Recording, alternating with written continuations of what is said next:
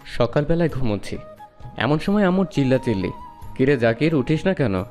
আজ না তোর কলেজের প্রথম দিন? বলি কি সেদিক তোর খেয়াল আছে? ওঠ বাবা। উফ আম্মু, যাও তো, ডিস্টার্ব করো না। হারামজাদা, কয়টা বাজে তোর খেয়াল আছে? 9টা বেজে গিয়েছে। 10টা বাজে না তোর কলেজ আছে? হেই কাম সারছে বলেই এক লাফে বিছানা থেকে উঠে পড়েছি। আর আব্বুকে বললাম, ইস, আরও কত আগে ডাক দিব না? দিলা তো কলেজের সময় শেষ করে। হারামজাদা, তোরে 1 ঘন্টা ধরে ডাকছি, ওঠার কোনো নাম নেই। এখন আমার দোষ বলে আম্মু রাগী মুডে হাতের ঝাড়ু নিয়ে মারতে আসছে। শয়তান পোলা, দাঁড়া আজকে। বলতে বলতে দিলাম এক দৌড়ে ওয়াশরুমে। ফ্রেশ হতে হতে আপনাদের পরিচয়টা দিয়ে ফেলি। আমি জাকির হাসান। এবার এসএসসি পরীক্ষা দিয়ে কলেজে ইন্টার ফার্স্ট ইয়ারে ভর্তি হয়েছি। বাবা মায়ের একমাত্র দুষ্টু ফাজিল বান্দর পোলা। বাবা ছোটোখাটো একটা ব্যবসা করে, মা একজন গৃহিণী। এই নিয়ে আমাদের মধ্যবিত্ত ফ্যামিলি। আপনাদের পরিচয় দিতে দিতে ফ্রেশ হয়ে দেখি 9:30 বেজে গেছে। খাইছে 10টায় কলেজ, তাই তাড়াতাড়ি কলেজ ব্যাগটা নিয়ে দিলাম দৌড়। গিয়ে দেখি আম্মু টেবিলে খাবার নিয়ে বসে আছে। কিরে, এত তাড়াতাড়ি চলে যাচ্ছিস? খেয়ে যা। আরে আম্মু, সময় নাই, ক্যান্টিন থেকে খেয়ে নেব। আর কিছু টাকা দাও। আচ্ছা নে। আর একদম কারোর সাথে ফাজলামি করবে না। এই বলে কপালে একটা চুমু দিয়ে চুলগুলো ঠিক করে দিল। ওকে মাই গুলুমুলু সুইটি আম্মু। তারপর ঘর থেকে বাহির হতেই আমার জানে জিগারের দোস্ত ইয়াসিন কল দিল। কাল রিসিভ করে, কিরে আবে হালা, কই তুই? এতক্ষণ ধরে মোড়ের মধ্যে অপেক্ষা করছি বেটা, তোর কোনো খবর নাই। আর বলিস না, ঘুম থেকে উঠতে লেট হয়েছে। এই জন্যই তো বলি একটা জিএফ বানিয়ে ফেল, সারাদিন প্যারা খেয়ে ঠিক টাইমে ঘুম থেকে উঠে পড়বি। বেটা তুই জানিস না আমি ফালতু প্রাণী পছন্দ করি না। আচ্ছা রাখ। তারপর ফোন কেটে দিয়ে একটা রিক্সায় উঠে পড়ি। গিয়ে দেখি হারামিটা কলেজের মোড়ে আমার জন্য অপেক্ষা করছে। যেতেই, কিরে বুঝলাম না মামা, প্রথম দিনেই লেট করলি? চল না, জানি কি ভাগ্যে আছে। আচ্ছা চল।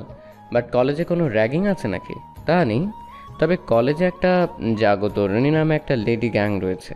এই গ্যাংয়ের কাজ হলো মেয়েদের হয়রানি, ইভটিজিং আরও অসামাজিক কাজের বিরুদ্ধে প্রতিরোধ করা। কলেজের প্রিন্সিপালের ভাগিনা এই গ্যাং পরিচালনা করে। আমার কাজিন শামিমাও এদের সাথেও যুক্ত আছে। কি বলিস দোস্ত? তাইলে আমাদের সাবধানে থাকতে হবে, কখন আবার গণধোলাই দেবে। আরে মামা, এত ভয় পাস না, আমারে সবাই চেনে। আর গ্যাংয়ের সব মেয়েরাই আমাদের ক্লাসে পড়ে। তাছাড়া এখানে আমারও যুক্ত করছে, তাই কোনো টেনশন করিস না। আচ্ছা চল, ক্যান্টিনে যাই, ব্রেকফাস্ট করে আসিন। আচ্ছা চল। তারপর কলেজে ঢুকে দেখলাম কেউ নেই। ক্যান্টিনে গিয়ে নাস্তা খাওয়ার পর বের হতে একটা মেয়ে ডাক দিল। ফিরে দেখি কয়েকজন মেয়ে একসাথে বসে আড্ডা দিচ্ছে। তখন ইয়াসিন বলল, চল এদের সাথে তোরে পরিচয় করিয়ে দেই, এরাই গ্যাংয়ের মেয়েরা। আচ্ছা চল। ভয়ে আমার অবস্থা যায় যায়, এমনিতেই মেয়েদের ভয় পাই, তার উপর লেডি গ্যাং। এসব ভাবতে ভাবতে তাদের নিকট গেলাম। তখনই যে মেয়েটা আমাকে ডাক দিয়েছিল সে আমার দিকে এক নজরে তাকিয়ে আছে। পাশের আর একটা মেয়ে হালকা ধাক্কা দিয়ে বলল, কিরে জাকিয়া, কই হারিয়ে গেলি? মনে মনে ভাবলাম, বাহ, গুন্ডিটার নামও আমার সাথে মিল আছে। আর দেখতেও পুরো ডানা কাটা পড়ি, পুরাই ক্রাশ। ধুর, কি বলে এসব? এখন আমার ক্রাশ খাওয়ার বয়স না, পড়ার বয়স। তাই মনের সব দরজা জানলা বন্ধ করে দিলাম। মেয়েটির ডাকে জাকিয়ার হুঁশ ফিরল আর বলল, কিরে ইয়াসিন, এই চকলেট বয়কে আমাদের সাথে না দেখা করিয়ে চলে যাচ্ছিস? দেখ তো, মনে হয় আজ প্রথম কলেজে আসছে।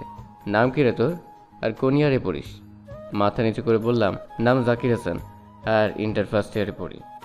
ভয়ে কলিজা কাঁপছে। তখনই ইয়াসিনের কাজিন শামিমা বলল, বাহ জাকিয়া, তোর নামের সাথে মিলও আছে। কিরে ইয়াসিন ভাই, তোর ফ্রেন্ড নাকি?